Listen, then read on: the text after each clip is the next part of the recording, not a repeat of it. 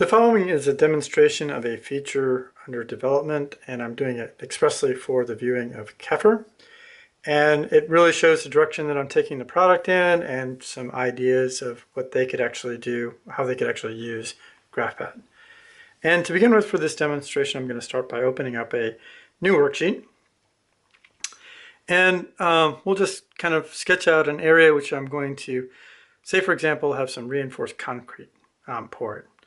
And so the question is, how do I document this? How do I calculate areas, etc. And calculate costs. And so what we're going to do at this point, well, first of all, let's put on some dimensions so we can actually see it. And we notice it's actually switched back over to feet. So we'll switch that to metric and 1,000. And so in millimeters, we'd actually calculate all the dimensions. But then the next thing will be actually calculating the area itself. And so what we're going to do now is we're actually just going to select the lines around the perimeter and select our fill. And at this point, we've got a customized form which shows the type of material we're going to fill it with. And in this case, we're going to select reinforced concrete, say for example, 6 inches thick, and we just hit a fill.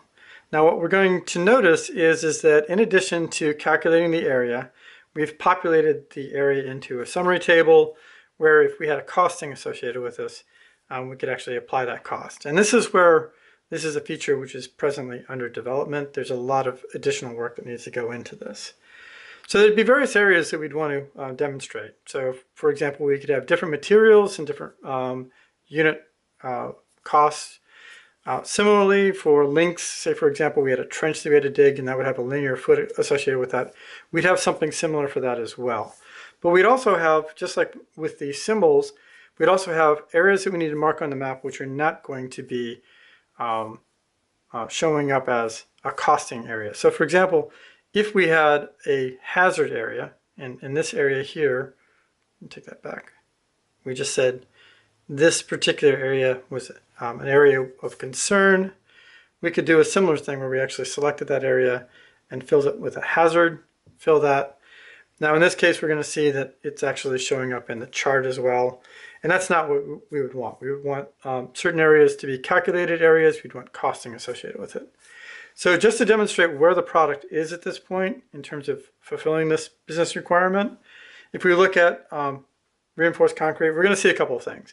So first of all, we haven't added the calculation or the costing per unit. And so it would be per unit. We'd have to define the units, and then we'd have to have conversion factors associated with that. But these patterns could be set up and manipulated. So we could actually create a new pattern, for example, and I'll go through that process. We would have the pattern name, of course. We'd have the type. We have various different types and spacings of our lines. We could change the colors associated with it. So say, for example, we had a yellow area that green, grassy area or something like that. We could actually change the color. We can change the pattern color as well, or the line color in the pattern. So we could actually put, I don't want purple, but like this color in there.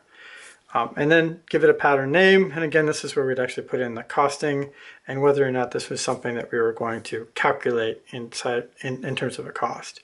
But say, for example, we'll say, I don't know, trying to think, wood, just a wood covering or something like that. Save that, would show up in here, and then we could actually use it in terms of calculating an area or applying it. So that's really, as I mentioned, there's a lot of work that still needs to go into this.